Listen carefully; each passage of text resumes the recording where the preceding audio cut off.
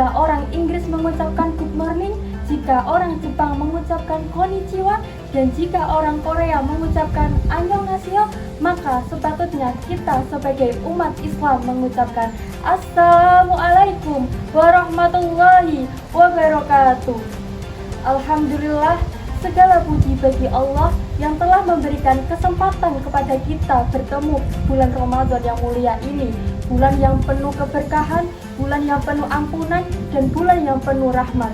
Di bulan Ramadan ini diturunkannya Al-Quran dan dibukakan pintu selebar-lebarnya untuk masuk surga. Pada kesempatan kali ini, saya ingin membagikan tema tentang makna puasa, bukan hanya sekedar menahan lapar dan dahaga saja.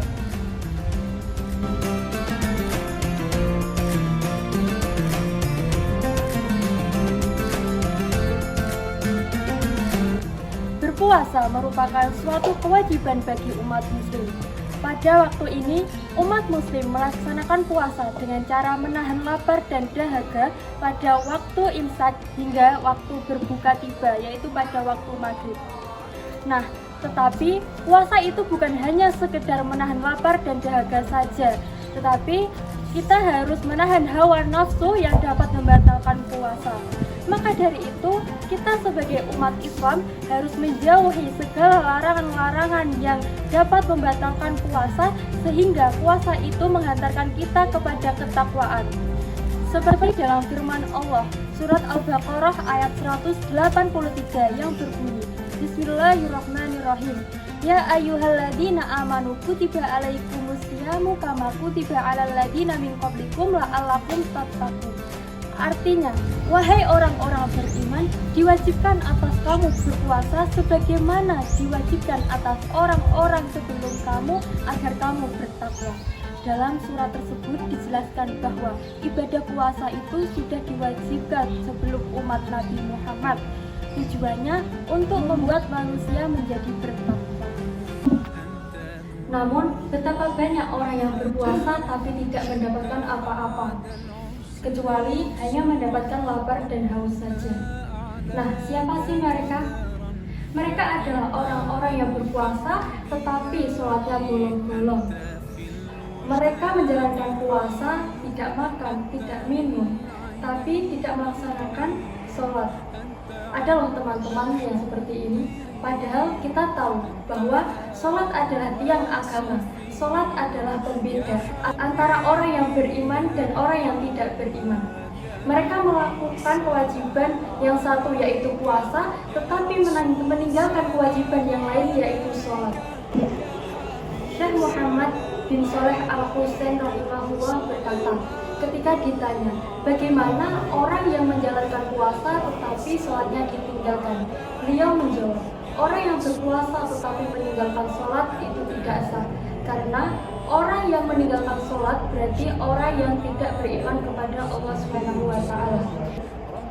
Selanjutnya, setiap wanita muslim yang tidak menutup auratnya dan tidak memakai hijab, seorang wanita yang dengan sengaja memperlihatkan auratnya tidak hanya berdosa untuk dirinya sendiri, tapi juga menjadi sumber dosa bagi lelaki yang memandangnya, bagi lelaki yang tergoda dengan pandangan yang seharusnya dijaga.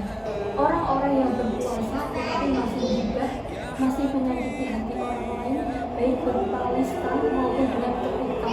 Jadi teman-teman hati-hati ya ketika memberikan komentar di sosial media. Siapa tahu karena kepikan itu orang lain tersakiti, ya. Jadi kita harus hati-hati dengan kita komentar di sosial media ataupun berucapan disampaikan dengan orang lain.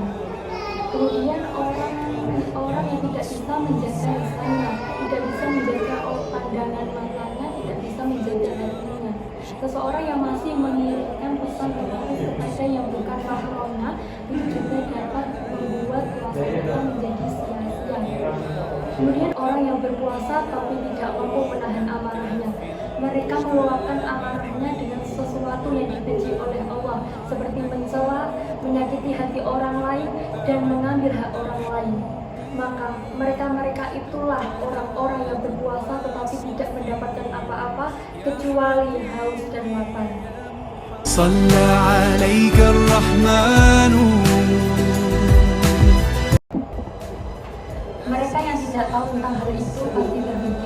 bahwa puasa hanya sekedar menahan lapar dan haus saja. Padahal puasa tidak hanya sekedar itu, tetapi puasa berarti mulut dipuasakan, mata dipuasakan, telinga dipuasakan, tangan dan kaki dipuasakan, segala yang ada di anggota tubuh kita dipuasakan untuk menghindari hal-hal yang dibenci Allah yang dapat membatalkan puasa. Teman-teman, kita dikasih kesempatan untuk menunggu bulan Ramadan ini untuk apa sih? Untuk berpuasa, untuk beribadah kepada Allah, untuk meminta pengampunan dari Allah dari dosa-dosa kita. Tapi kenapa ketika kita diberi kesempatan untuk bertemu dengan bulan Ramadan, kita sia-siakan dengan perbuatan-perbuatan yang dapat membatalkan puasa? Mau diberi Ramadan berapa kali lagi? Belum tentu tahun depan kita dapat berjumpa dengan bulan yang mulia ini. Maka dari itu, mari kita renungi diri kita sendiri, mari kita renungi kesalahan kita, mari kita hindari dari perbuatan-perbuatan yang dapat menghilangkan pahala puasa. Masa teman-teman mau sih sudah seharian berpuasa, tidak makan, tidak minum, tetapi pahalanya tidak dapat, kalian hanya mendapatkan lapar dan dahaga saja. Sekian teman-teman dari saya yang dapat saya sampaikan. Wassalamualaikum warahmatullahi wabarakatuh. All praises to Allah, all praises to Allah.